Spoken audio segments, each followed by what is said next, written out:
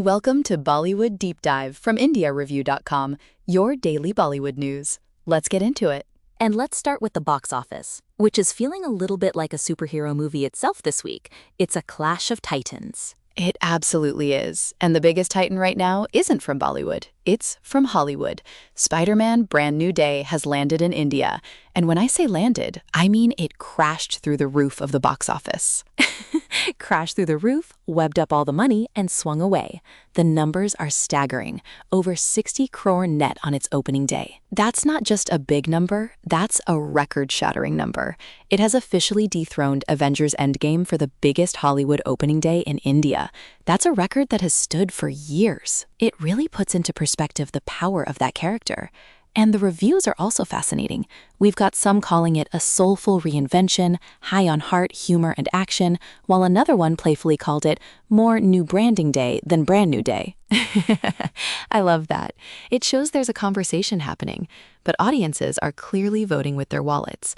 Now, while Spider-Man is swinging high, our own local comedy hero is holding incredibly steady. You're talking about Dhamal 4, 21 days in theaters, and it's still putting up a fight. It's crossed 218 crore worldwide. And you know how the trades love a good horse race. The headline is that Ajay Devgn has now officially overtaken Ranveer Singh's lifetime collection for Ram Leela. I love these very specific, granular comparisons. It's not just about being a hit, it's about whose previous hit you've just edged past on the all-time list. Exactly. And apparently, next on the target list is an Akshay Kumar film. It's like box office bingo. But look, 3 weeks in, facing down Spider-Man and still doing these numbers, that's a huge win for an adventure comedy franchise. It's a certified hit. It is. And speaking of certified hits, let's travel south for a moment, because Thalapathy Vijay is having an incredible run with Jananayagan. Incredible is the word. Worldwide, the film has already broken into his personal top 5 highest-grossing films of all time, surpassing Mersal.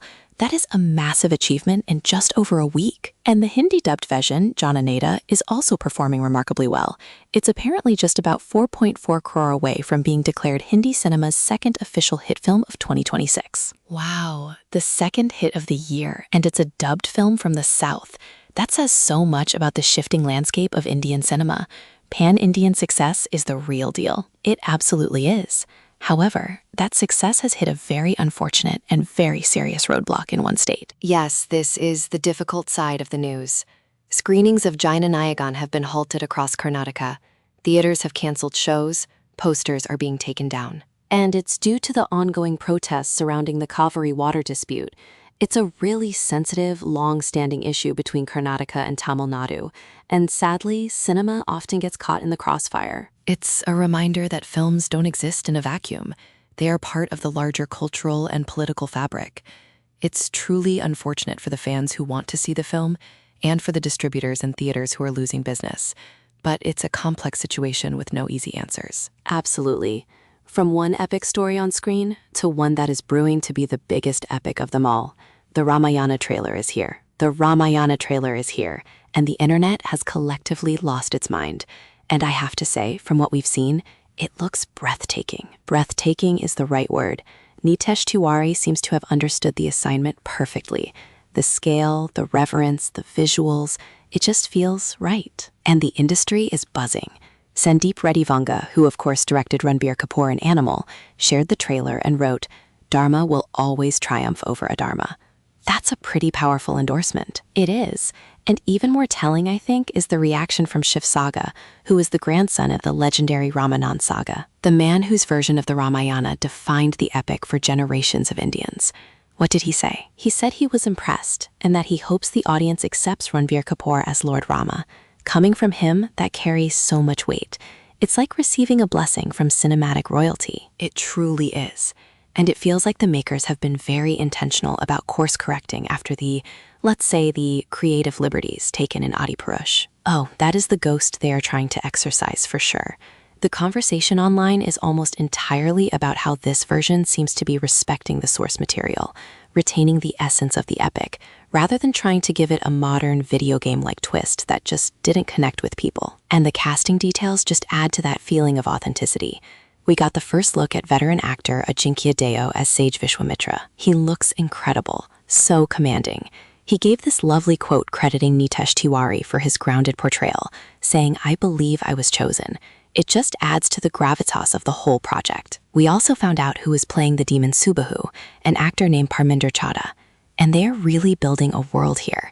This feels like an event, not just a movie. With Hans Zimmer and A.R. Rothman on the music, it's a global cinematic event. I am genuinely counting the days. Me too.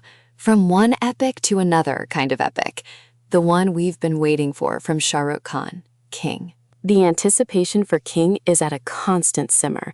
We know it's his next big action film with Deepika Padukone. We know it's being directed by Siddharth Anand of Pathan fame. We know it's going to be massive. But the details are kept under such tight wraps. It's like a state secret, which is why the rumor mill is always churning. The latest piece of gossip was that dancer-actor Wagav Juyol was playing a young antagonist in the film. Oh, I saw that. The rumor was that he would be playing the son of Jackie Shroff's character and would be battling a younger version of Shah Rukh Khan in flashbacks. It was very specific. Too specific, it turns out. Raghav himself came out and shut it down completely.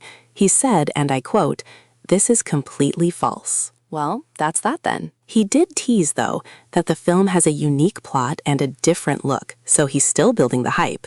But he made it clear that he's not the young villain. The search for information continues. The mystery of King endures. It's smart marketing, to be honest. Keep everyone guessing. It works on us every time. But while we're on the subject of big names and upcoming films, let's shift from on-screen drama to some really wonderful off-screen news. Yes, this was so lovely to see. Amidst the devastating floods in Assam, Karthik Aryan has donated 1 crore rupees to the Chief Minister's Relief Fund. It's a huge gesture. The Chief Minister of Assam, Himanta Biswa Sarma, personally thanked him on social media, and it was noted that Salman Khan had also come forward to contribute earlier. In times of crisis, it's just so heartening to see people with that kind of platform and resources step up to help. It makes a real difference, not just in terms of the money, but in raising awareness and encouraging others to help as well. Absolutely, a really commendable act. And from acts of kindness, let's talk about some acts of honesty and reflection. Veer Das recently opened up about a very difficult period in his life. This was a really powerful interview.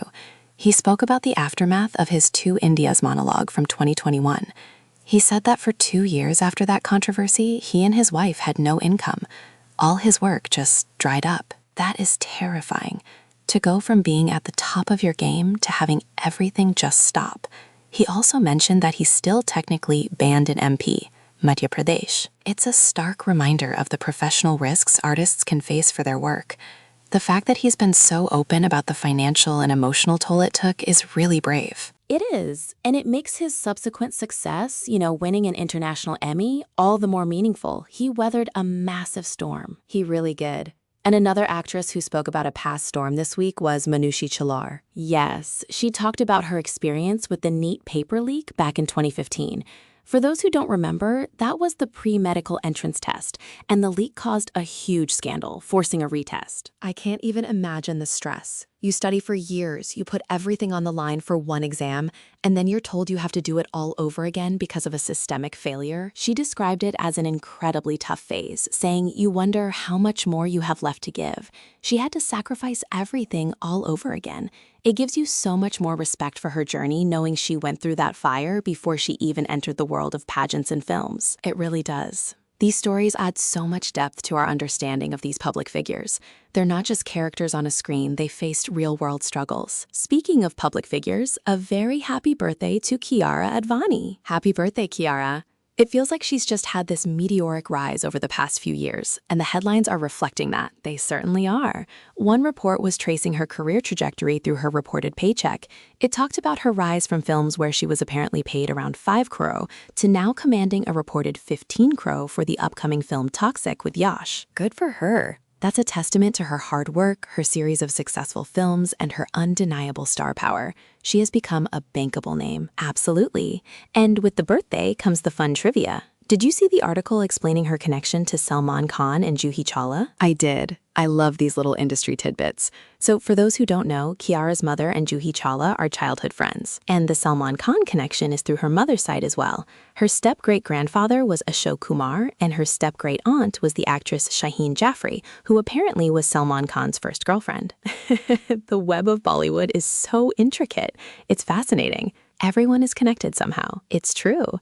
And speaking of connections, or rather mistaken identities, a new actress is being mistaken for Kiara Advani. Oh, this story was hilarious. It's for the upcoming film Batwara 1947. The first look poster of the debutante, Kanika Kapoor, was released. And the internet immediately went, is that Kiara Advani? Some people were even asking if her face was generated by AI, because the resemblance in that particular poster is uncanny. You have to feel for Kanika Kapoor. It's your big debut, your first poster, and everyone thinks you're somebody else. At the same time, being compared to one of the biggest stars in the country isn't the worst thing that could happen on your first day. That is a very good point.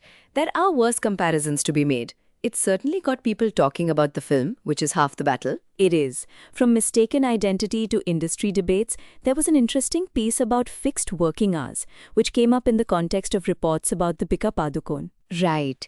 There have been a lot of rumors swirling about her possibly exiting projects like Spirit and even Kalki 2898 AD, though nothing is confirmed, but it sparked a larger conversation. And filmmaker Venki Atluri weighed in, saying something to the effect of, you have to understand the work culture of a particular film set and maybe respect that culture. It's a tricky debate. On one hand, the film industry is notorious for its long, unpredictable hours. Pushing for more structured, humane working conditions, especially for the crew, is so important. Absolutely. But on the other hand, you have creators who argue that the creative process can't always fit into a 9-to-5 schedule. It's a fundamental tension in the industry. It is. And when you have big stars involved, their schedules and needs can dictate a lot. It'll be interesting to see how this conversation evolves, especially as the industry becomes more globalized. Definitely.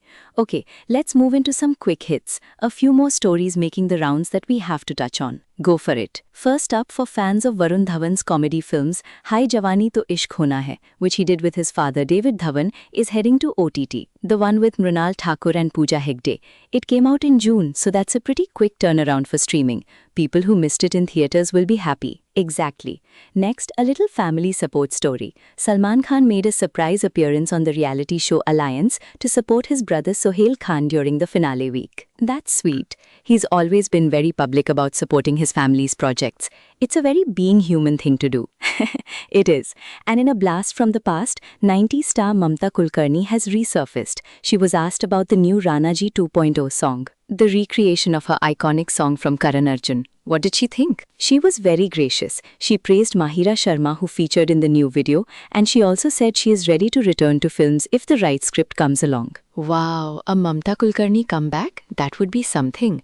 The 90s nostalgia is so powerful right now, the timing could be perfect. It really could. And finally, in the world of reality TV, Karan Johar is hosting the second season of The Traitors. Of course he is. Is there a reality show he isn't hosting? It seems not. And he was on fine form at the launch event, apparently taking some playful jabs at rival reality shows. Oh, do tell. He said something like, unlike other shows, the winner won't be a hack, and then made a line about how when we get locked up with Prime Video, there will always be an alliance. Oh, that is cheeky. A direct reference to Kangana Ranaut's show Lock Up and Sohail Khan's show Alliance. You've got to hand it to him. He knows how to make a headline. He certainly does. He introduced all the new contestants, including Rhea Chakrabarti and Crystal D'Souza. It's set to be a big, dramatic season. I have no doubt. Okay, so before we wrap up, we have to talk about the weekend watch list. What should people be streaming? Well, if you're tired of Indian dramas, how about some Korean dramas? Ooh, you have my attention. Prime Video has just announced a massive partnership with CJ a huge Korean entertainment company. They are bringing over 100 K-dramas to the platform over the next 2 years. 100? That is a library. It's huge. And the best part for a wider Indian audience is that they will all be dubbed in Hindi, Tamil, and Telugu. They're really making a big push to make K-content accessible to everyone. That is so smart. The appetite for K-dramas is enormous, and removing the subtitle barrier for a huge chunk of the audience is a game changer. It really is. So your weekend is sorted. Pick one of 100 new shows. Don't tempt me. I might not emerge until Monday. What a packed week it's been. From box office records to epic trailers to some really thoughtful conversations. It never stops, does it? There's always something new, something exciting, something to talk about. And that's why we're here. That's why we're here. Headlines to heartbeat stuck. You've been listening to Bollywood Deep Dive from IndiaReview.com. Come back tomorrow. Namaste.